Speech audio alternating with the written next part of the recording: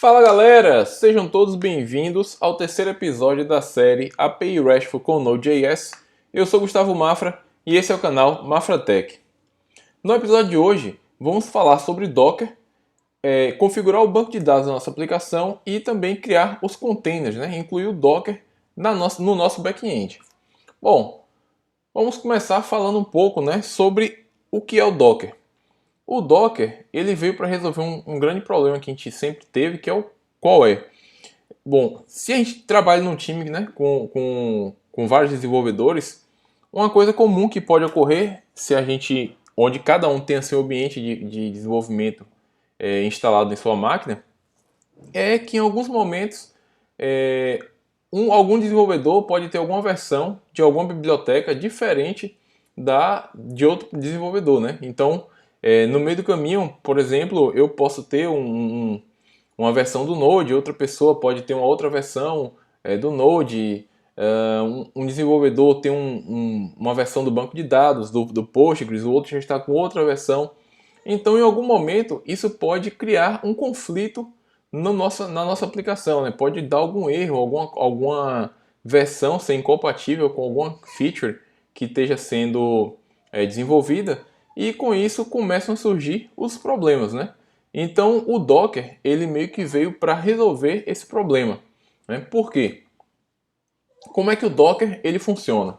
O Docker a gente vai ter a aplicação rodando na nossa máquina ou no nosso servidor, Quando a gente for fazer o deploy para colocar a aplicação em produção, a gente vai ter também que ter instalado esse Docker lá. Então o que acontece? O Docker ele vai encapsular toda a nossa aplicação em containers. Então a gente vai ter um container do back-end, por exemplo, e um container do banco de dados Postgres, Isso levando em consideração a aplicação que estamos desenvolvendo aqui. Mas uma aplicação que seja muito grande, a gente pode ter outros back-ends, de repente, uma aplicação que tenha um back-end Node e um back-end em uma outra parte do back-end, sei lá, em Python, por exemplo, ou que a gente utilize, além do Postgres, a gente utilize também o MongoDB, a gente utilize o Redis. Então a gente vai ter um container para cada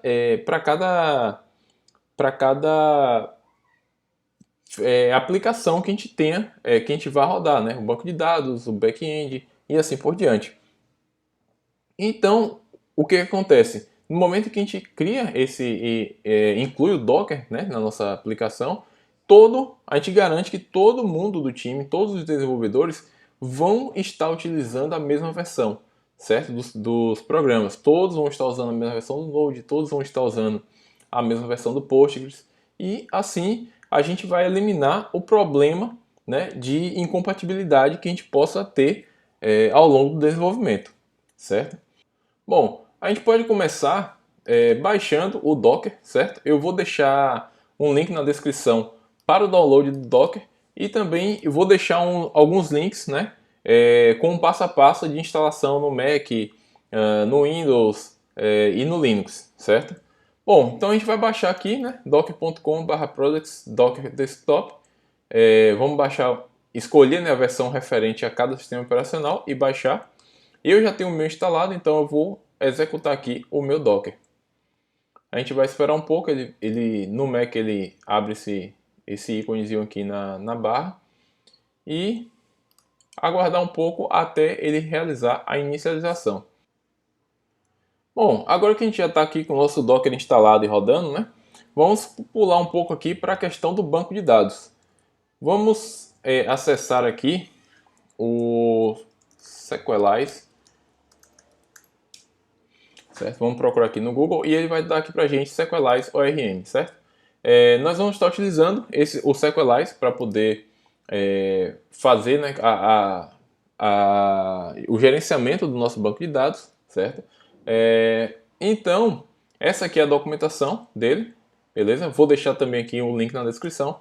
Então, vamos começar instalando aqui o Sequelize na nossa aplicação, beleza? Vamos dar aqui um npm install Sequelize, e junto com o Sequelize eu vou instalar o pg e o pg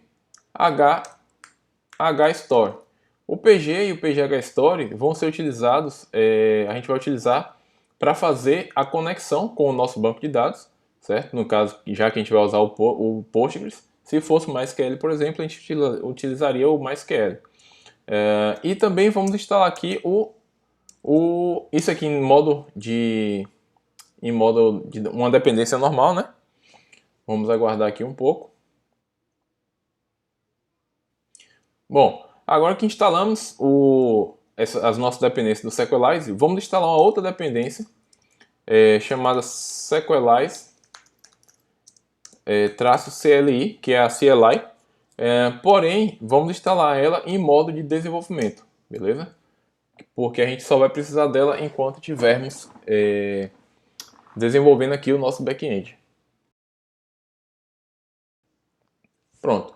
Bom, agora que instalou, vamos aqui na raiz do nosso projeto, vamos criar um arquivo chamado .sequelize.rc, beleza? E nesse arquivo a gente vai colocar algumas configurações do nosso banco de dados, né? Referente ao nosso Sequelize. Vamos começar mudando aqui a nossa formatação do arquivo, né? Ao invés de plain text, vamos mudar aqui para JavaScript para ficar um pouco melhor a visualização. Bom, apesar de a gente estar usando o Sucrazy para fazer import, né, dos nossos pacotes, no arquivo de configuração do Sequelize não temos como fazer isso, então vamos utilizar a sintaxe de require. Então vamos criar aqui uma const chamada path, que vai ser igual a require path. Beleza? Essa biblioteca, né, path, ela já vem junto com o Node, então a gente não precisa instalar. Ela já vai estar instalada na nossa pasta Node Modules. Bom, então agora vamos dar aqui um módulo .export e vamos passar aqui um objeto de configuração. Vamos começar com um atributo config, que ele vai ser path.resolve. Essa variável, né, o path que a gente importou, ele vai ser, vamos utilizar ele para a gente poder percorrer, né, e caminhar até o diretório que a gente deseja. No caso, ao invés de utilizar ponto barra para ficar voltando nos diretórios, a gente usa o resolve, que ele vai fazer para a gente todo o percurso, né, para ir até o diretório que a gente quer. Então vamos aqui path.resolve e vamos src, vírgula, config, vírgula, database.js. Bom, isso aqui quer dizer, né, que o arquivo de configuração do Sequelize, né, que a gente vai executar um comando logo mais, ele vai estar nessa pasta src config database. Então, cada vez que a gente separa por vírgula, ele está indo para um diretório, certo? Bom, o segundo que a gente vai colocar aqui vai ser o models path. Eu vou colocar entre aspas, né, porque a gente não tem como criar aqui um atributo no objeto sem as aspas, né, o hífen ali, beleza? Então, models path, path.resolve, ele vai estar em src app e models, beleza? Esse daqui vai ser a configuração de onde vão estar os models da nossa aplicação. Eu esqueci um S aqui, models path. Bom, o próximo, vamos criar o seeders path, beleza? O seeders você, quando a gente quer criar, já deixar criar alguns registros, né, no banco de dados. Então a gente usa o seeders para isso. Então ele vai estar no path.resolve e ele vai estar em src database e seeders, beleza? E por último, vamos criar aqui os migrations path, que ele vai estar em path.resolve, coloquei um P a mais, resolve, e ele vai estar em src database e Migrations. Beleza? Bom, então aqui vão estar as migrações, né? Bom, por que a gente está fazendo isso, né? O Sequelize, ele vai ser responsável, né, por fazer todo o gerenciamento do nosso banco de dados, desde a criação de tabelas até fazer uma espécie de link, né? Ele vai ter, a gente vai criar models onde ele vai fazer um mapeamento do nosso banco de dados. Então, quando a gente for trabalhar, fazer consultas ou fazer inserções, a gente não vai precisar criar aquela sintaxe SQL, insert into, sei lá, users e passar todo aquele comando, né? Então, o Sequelize ele vai fazer isso para a gente. E também ele vai poder criar para a gente migrations, né? A gente não vai precisar criar os scripts de criação do banco de dados, das nossas tabelas manualmente.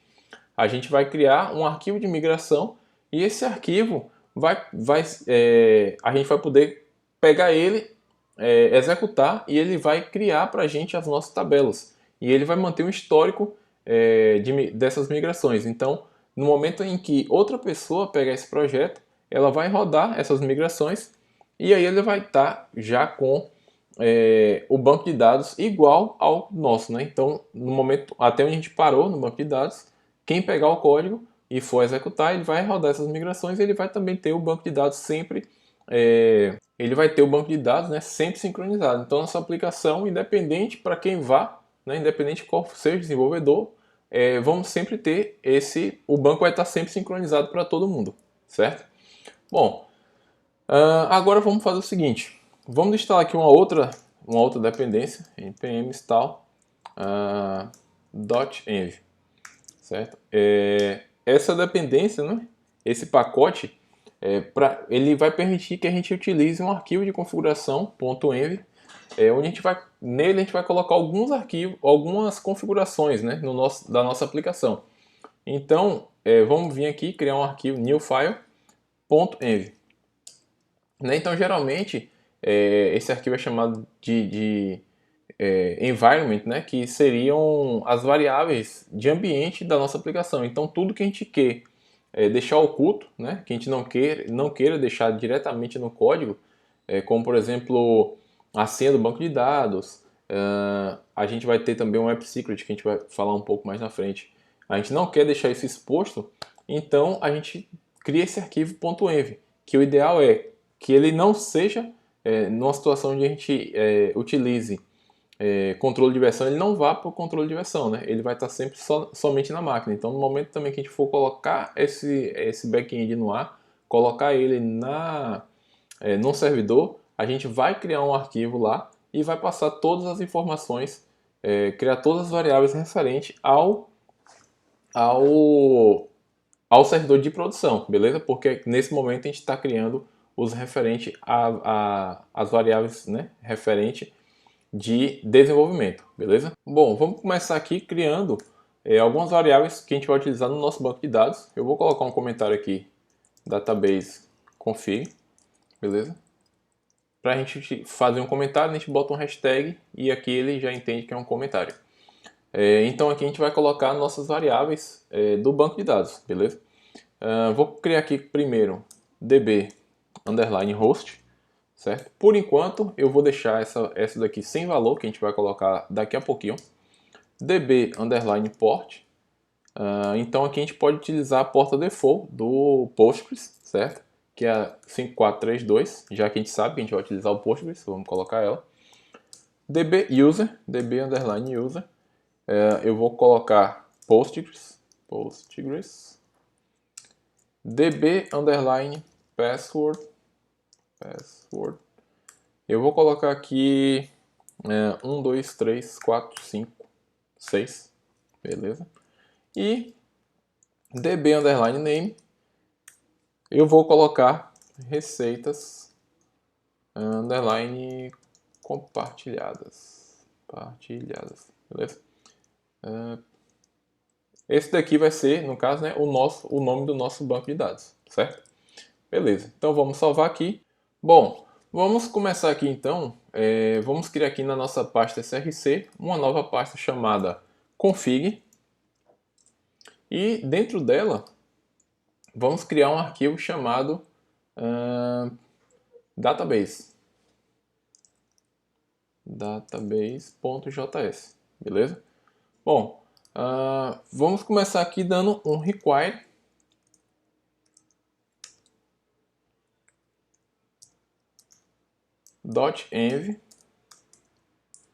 .env.config, beleza? O que isso quer dizer? Aqui a gente como a gente vai usar o arquivo, né, um arquivo .env, então aqui a gente está inicializando para que a gente possa pegar as variáveis do nosso arquivo env, certo? Essa biblioteca .env ela faz isso, ela inicializa esse arquivo para a gente. Bom, aqui nesse arquivo database a gente vai criar as configurações do nosso banco de dados, certo? Bom, então vamos começar aqui dando um módulo .export vai ser igual. Ele é um arquivo também que não permite a gente escrever a sintaxe de import e export, então a gente vai utilizar como JS para isso. Bom, vamos começar passando aqui o dialect, que vai ser Postgres, beleza? Vamos colocar aqui o host. Como a gente está usando o .env, então a gente vai chamar process.env.db_host, beleza? O .env vai permitir que a gente leia esses arquivos, essas variáveis de ambiente que a gente criou.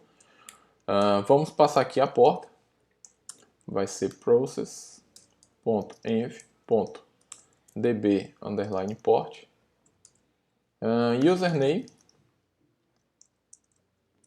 process.env.db_user, password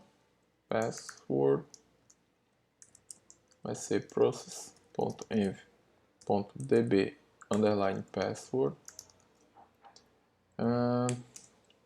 database, que aqui vai ser o nosso nome do banco de dados, db_name. Vamos passar aqui também um seeder storage, que isso aqui ele vai permitir, por padrão, o Sequelize ele não faz o controle de versão dos seeders. Então a gente vai passar esse parâmetro aqui para que a gente tenha esse controle de versão feita pelo Sequelize, né? Então ele vai criar uma tabela que vai armazenar fazer o gerenciamento de versão das nossas seeders. E vamos passar aqui também um define, que vai ser um outro objeto, e a gente vai usar o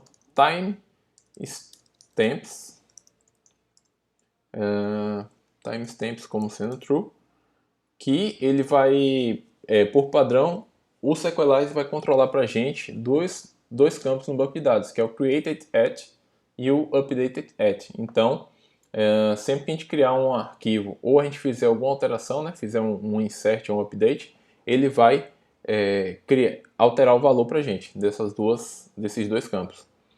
E vamos passar aqui também o underscored para true e underscored all para true também. Que aqui ele faz o quê? Ele vai criar para a gente as tabelas, né, e os nomes dos campos, todos utilizando o underscore. Bom, agora que a gente criou aqui nosso arquivo de configuração do banco de dados, vamos fazer o seguinte. Vamos vir aqui criar um novo diretório chamado database. Dentro dele, vamos já deixar criado aqui mais dois diretórios, que são migrations, e também um diretório chamado seeders, certo? Nesses diretórios eles vão ficar os arquivos, né, de migração e de seeds que a gente criar na nossa aplicação. E vamos também criar aqui um arquivo chamado index.js, beleza? Esse arquivo, vamos criar aqui uma classe database, certo? Para a gente que vamos utilizar na nossa aplicação.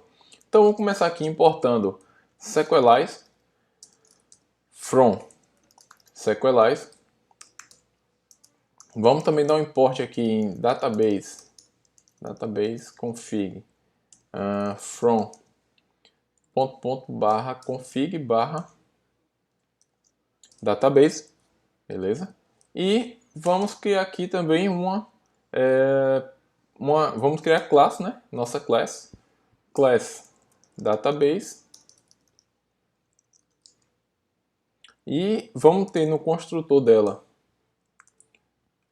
vamos ter um construtor e dentro desse construtor vamos chamar o dis.init, beleza? Que esse dis.init nós vamos criar aqui init, e nele vamos ter um dis.connection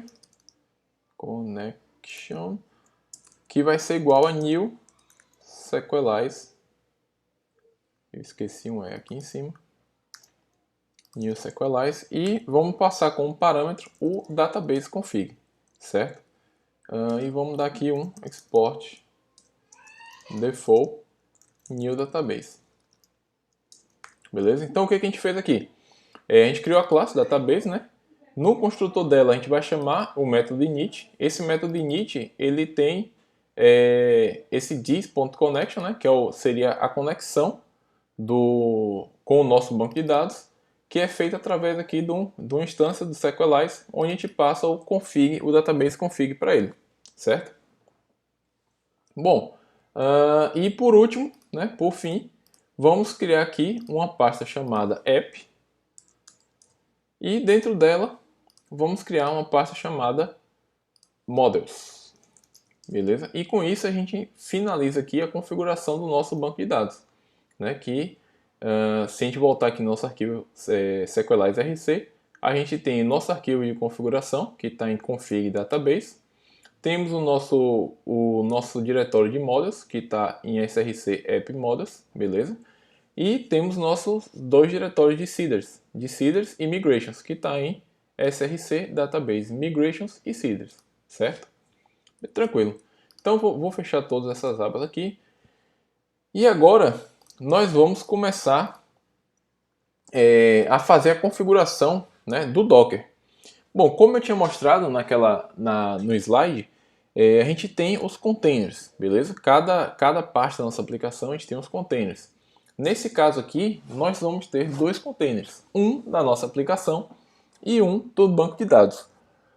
Por padrão, a gente pode utilizar algumas imagens, né? Para a gente criar um container, a gente utiliza imagens. Imagens do Docker. Deixa eu vir aqui no meu navegador. Vamos aqui. A gente tem um site chamado hub.docker.com. Nesse site, né, no Docker Hub, vários desenvolvedores vão criando algumas imagens, beleza? E disponibilizam aqui para que a gente possa utilizar. Por exemplo, a gente tem aqui, por exemplo, a imagem do Node, que a gente pode estar utilizando. A gente tem aqui, tá vendo? Mongo com Express. Tem uma infinidade de imagens. A gente vai, no nosso caso, nós vamos utilizar uma imagem pronta, que é a do Postgres, beleza? E outra imagem nós vamos criar, né? Nós vamos fazer a nossa imagem, que é a imagem do Node, né? Já que a gente não vai usar só o Node. A gente vai usar o Node e passar a nossa aplicação para dentro dessa imagem, para dentro do container, né? Então a gente vai pegar a nossa aplicação, criar uma imagem com base utilizando o Node para a nossa aplicação. Então a gente cria uma imagem customizada, certo? Bom, vamos começar então criando aqui o nosso arquivo. Sempre que a gente quer criar uma imagem customizada, a gente cria um arquivo chamado Dockerfile, certo? E nesse arquivo nós vamos ter diversas configurações que a gente vai precisar utilizar para criar a nossa imagem, beleza? Primeiramente, né, a primeira coisa que a gente tem que fazer é usar uma imagem base, porque apesar de a gente estar criando uma imagem customizada, mas a gente precisa ter uma base para fazer ela. No caso, vamos começar aqui usando a palavra-chave from, beleza? E aqui a gente coloca node, dois pontos, ele dá um autocomplete aqui pra gente, node, dois pontos, 12, beleza? Deixa só aqui, 12. né? Como a gente está utilizando, a gente já estava utilizando a versão 12 do Node, vamos utilizar também na nossa imagem aqui a versão 12, beleza? Segunda coisa que a gente vai fazer é dizer qual diretório que a gente vai utilizar, né? Em qual diretório a gente vai trabalhar na nossa imagem. Então vamos usar aqui o workd, beleza? E vamos colocar nossa aplicação em /home /app, beleza? Próximo passo, tudo que a gente precisar utilizar na nossa aplicação, a gente vai copiar para dentro dessa imagem, né? Que então quando a gente buildar ela vai transferir tudo que a gente precisa para dentro da imagem e aí a gente vai ter todos os recursos disponíveis lá. Então vamos copiar algumas coisas para lá. Vamos usar o comando copy, beleza? Vamos copiar então nossa pasta src e para dentro de home /app e src, certo? Então aqui é o destino, ou aqui é a origem, né? Copy, origem, destino. Então vamos copiar a nossa pasta src para dentro de home /app e a gente vai ter uma pasta src aqui.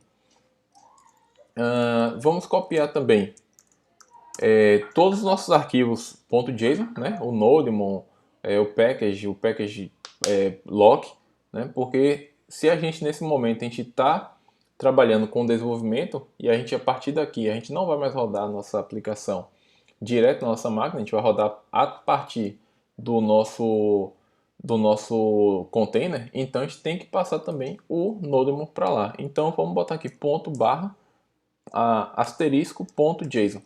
beleza? Isso aqui ele vai pegar todos os nossos arquivos .json e vamos copiar para /home /app, certo? Depois vamos copiar também aqui o nosso arquivo .env, beleza? .env para /home /app. Vamos copiar também aqui o nosso arquivo do Sequelize RC, .sequelize RC, né? Por que a gente vai copiar ele? Porque nós vamos fazer um script aqui para que sempre que a gente suba nosso container, né, que a gente execute, ele já vai verificar para a gente se ele tem alguma migration, alguma seed para rodar. Então a gente tem que passar aqui também o nosso arquivo do Sequelize para home /app /.sequelize rc. Bom, agora que a gente já copiou o que a gente precisa, né, para dentro da nossa imagem, a gente vai precisar também instalar nossas dependências, né, porque nossa pasta Node Modules a gente não copiou. Então vamos dar aqui um run npm install, beleza? Aqui a gente vai pegar nosso package.json e instalar o que a gente precisa. Em seguida, vamos dar um expose na porta 3000, certo? Porque a gente tem que dizer que nossa porta está exposta, ela está liberada para acesso. E, por fim, vamos dar um cmd npm run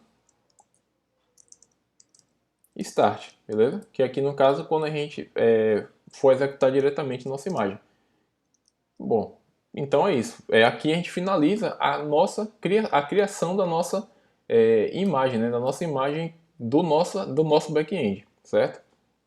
Bom, uma outra coisa que a gente vai precisar agora é criar um outro arquivo que é o Docker Compose, beleza? Por quê? Existem algumas formas da gente executar os containers, né? As imagens via linha de código, via linha de comando, mas acaba sendo uma forma muito custosa, então nós vamos usar o Docker Compose para isso.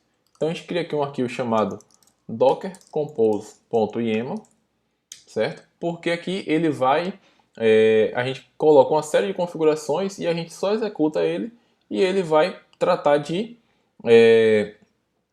fazer tudo que é necessário, né? Baixar as dependências, as imagens e algumas configurações. A primeira coisa que a gente tem que fazer no nosso Docker Compose é informar a versão que a gente vai utilizar dele, né? Então a gente vai começar aqui informando o version 2.3, beleza? A seguir nós vamos criar os serviços que a gente vai utilizar. No nosso caso só vamos ter dois, um é o banco de dados e o outro vai ser o nosso back-end. Então vamos declarar aqui os services, beleza? E vamos começar configurando o nosso banco de dados. Bom, como eu falei, A gente não precisa de uma imagem customizada do Postgres, né? Já que a gente já tem ele, a gente só vai precisar mesmo dele para baixar e utilizar. Então a gente vai vir aqui no nosso Docker Hub, né? A gente tem a imagem do Postgres, certo? Então a gente tem aqui, ó, várias versões. Então a gente vai utilizar a versão 12, certo? Então vamos começar definindo ele. Vamos chamar ele de recipes db-db, beleza? E vamos usar aqui, dizer qual imagem nós vamos utilizar. Então o image vai ser Postgres 2.12, né? Então o nome da imagem que a gente quer e dois pontos a versão que a gente quer, que no caso a 12. Vamos dar um nome para ele, então container name, dois pontos, vamos chamar também de recipes db, não tem problema nenhum, chamar o mesmo nome. E vamos passar aqui quais são as portas que a gente vai utilizar dele, ports, beleza? Definir. Então ele começa com a porta do nosso computador, 5432, e a porta do nosso container, certo? Então ele pega a nossa porta e ele aponta, né, para a porta do container. No meu caso, como eu já tenho uma instância do banco de dados Postgres instalada, a porta 5432 não vai funcionar para mim. Então eu posso vir aqui e mudar ela para 65432, certo? Beleza. Bom, agora vamos fazer o seguinte, vamos fazer a configuração do nosso back-end. Então vamos chamar ele de recipes traço API, beleza? Vamos usar aqui e dizer qual a imagem que a gente vai utilizar. A gente está utilizando a imagem do Node 12, né, que é a mesma que a gente definiu no nosso Dockerfile. Vamos também passar um nome para o nosso container, no caso, recipes traço API também, sem problema.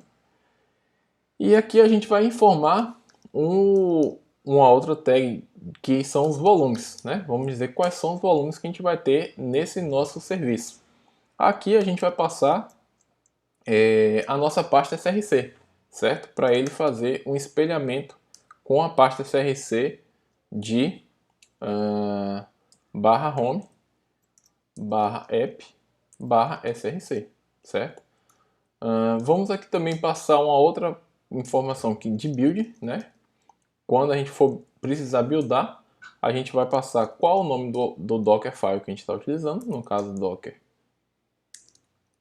Dockerfile mesmo, certo?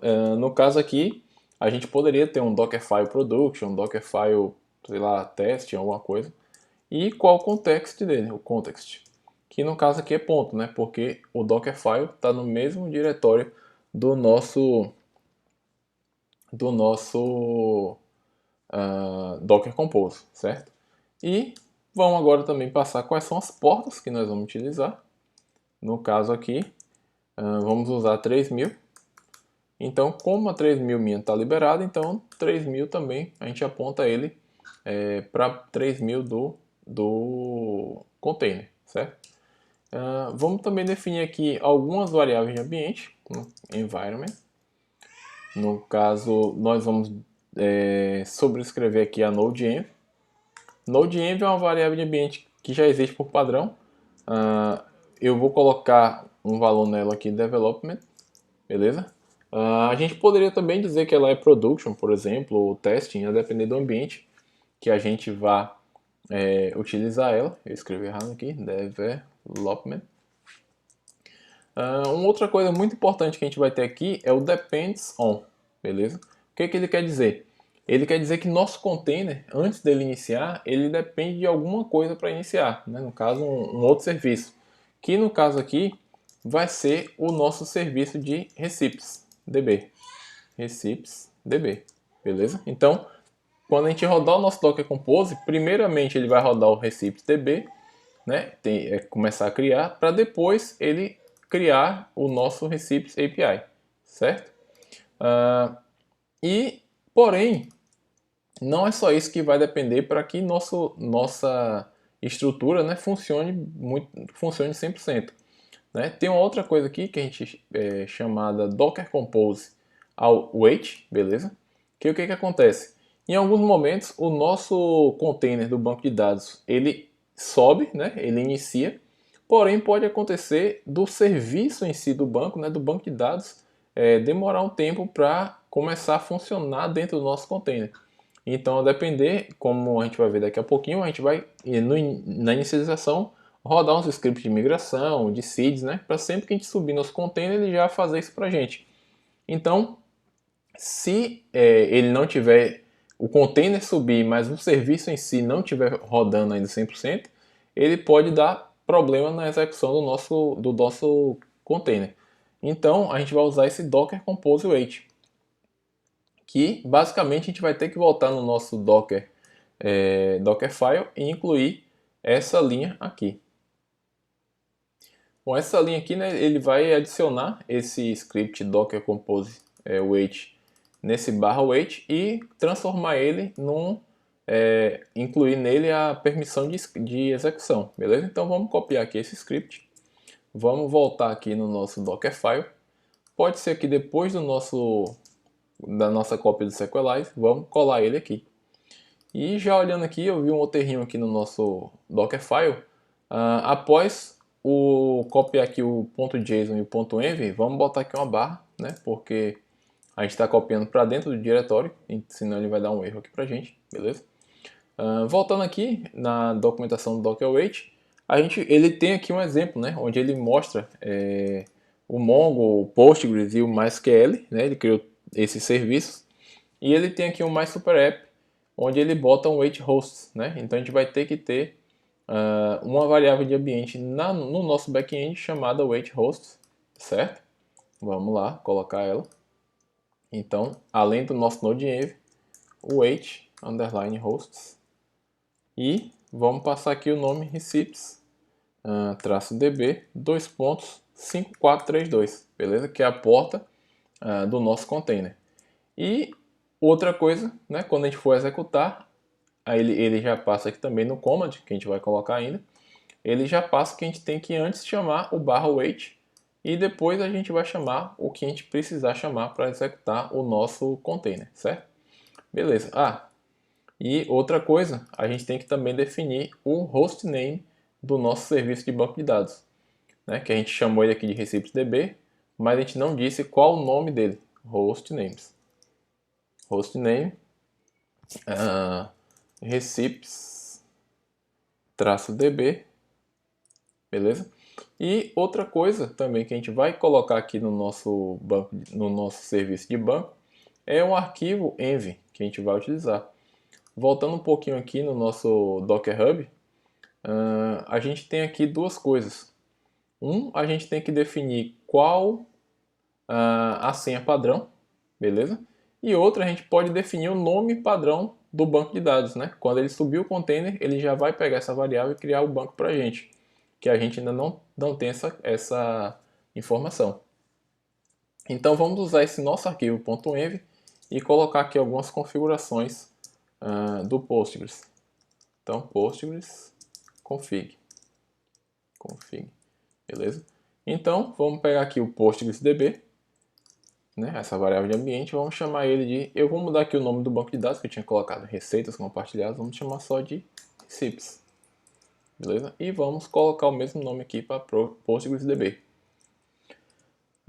E em Postgres Password, vamos colocar a mesma senha que a gente colocou lá em cima, que é 1, 2, 3, 4, 5, 6, certo? E no nosso Docker Compose, vamos chamar aqui o envfile, passar essa tag envfile, passando aqui qual é o arquivo, né? .env, que é o nosso arquivo de configuração.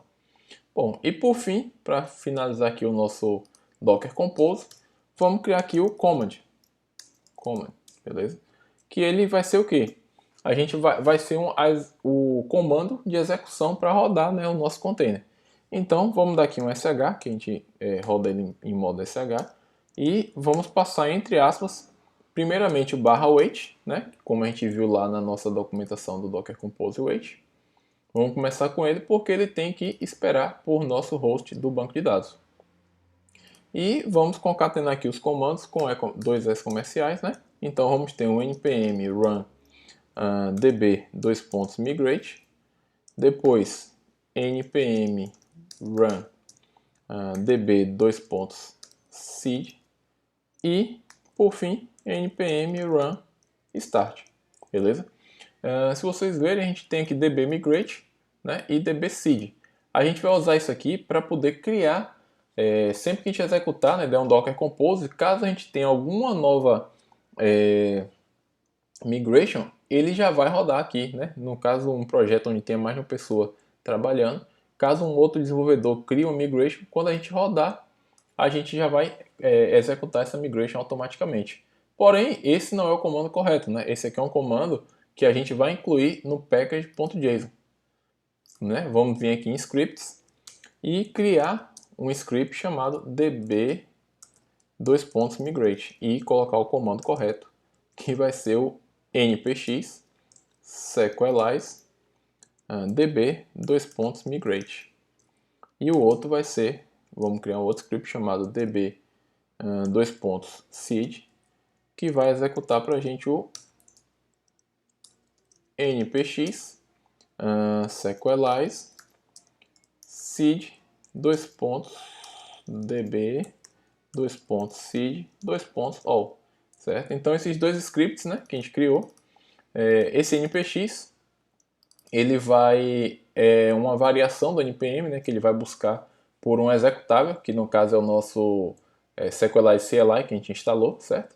Então ele vai executar, vai chamar o sequelize CLI e vai executar para a gente o db migrate, que é um comando do sequelize para fazer rodar as nossas migrações, e também o db seed all, que ele é um comando do sequelize para rodar todas as seeds que a gente tiver no nosso projeto, certo? Bom, agora que a gente está com tudo configurado, né? Os scripts aqui, a gente já incluiu os scripts que faltavam. Vamos lá rodar nossa aplicação, né? Vamos vir aqui então no nosso terminal, dar um docker compose up. Beleza? Esse comando ele vai executar para a gente os nossos containers, né? O nosso Docker, o arquivo Docker Compose e criar para a gente nossos containers, beleza?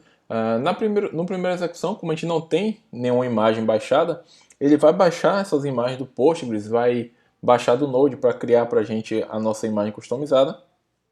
E no segundo momento ele não faz mais isso. Porém, em algumas situações é necessário a gente passar a flag "-b", que aí ele vai fazer rebuildar para a gente o nosso back-end, certo? A nossa imagem do back-end. Então vamos lá.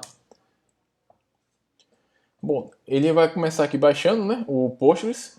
No primeiro momento, ele já vai criar para a gente a imagem o container do banco de dados com a senha que a gente passou, que é 1, 2, 3, 4, 5, 6, e também com aquele banco de dados já criado, né, o banco de dados receipts, beleza? Pronto, ele já baixou aqui para a gente, né, o Postgres. Agora ele vai começar a fazer o build da nossa imagem Receipts API, né, do nosso serviço Receipts API.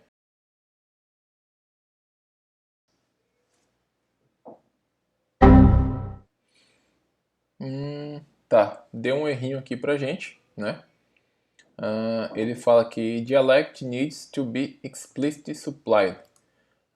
Vamos ver aqui o dialetos. Vamos ver aqui nosso arquivo de configuração. Tá, eu escrevi aqui errado, tá vendo? Dialect eu escrevi, é dialect, beleza? Então vamos dar aqui um Ctrl C para parar e executar o Docker Compose Up novamente.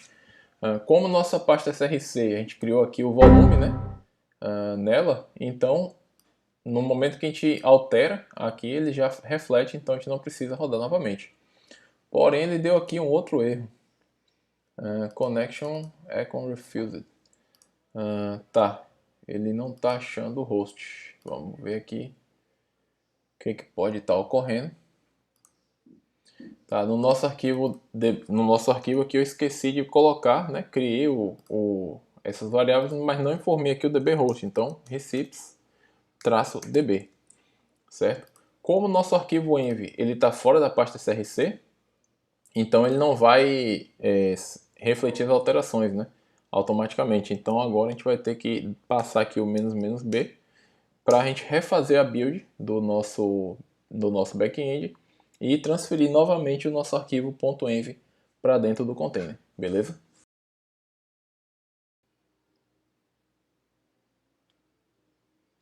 Pronto, massa.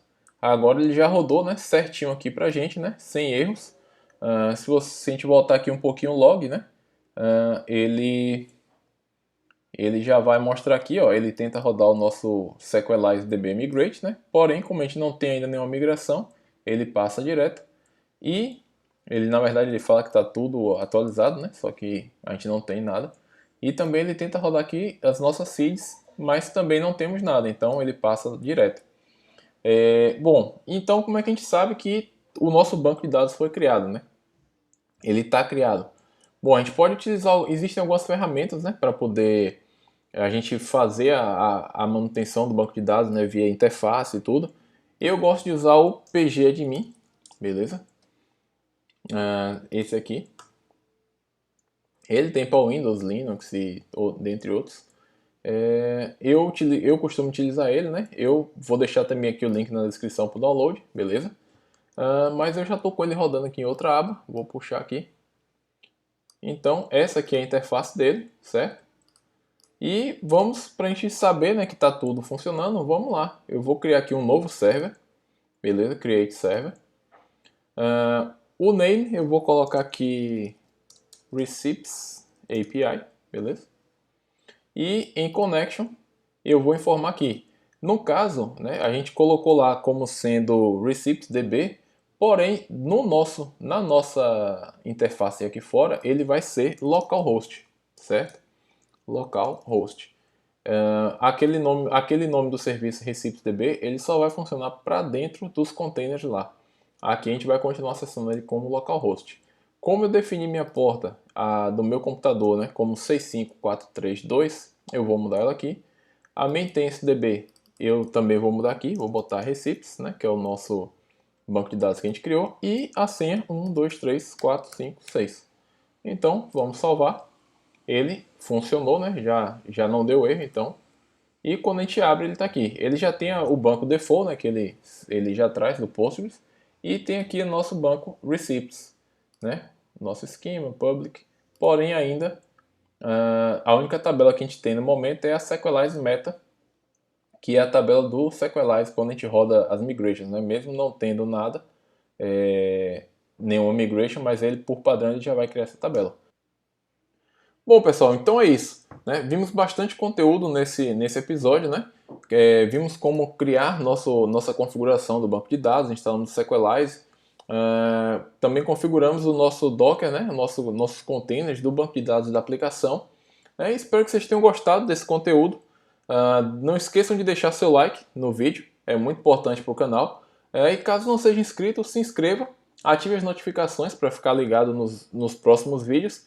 E, se possível, compartilhe também com seus amigos o link do canal para que todos possam acompanhar essa série sobre Node API RESTful com Node.js. Um grande abraço e até a próxima!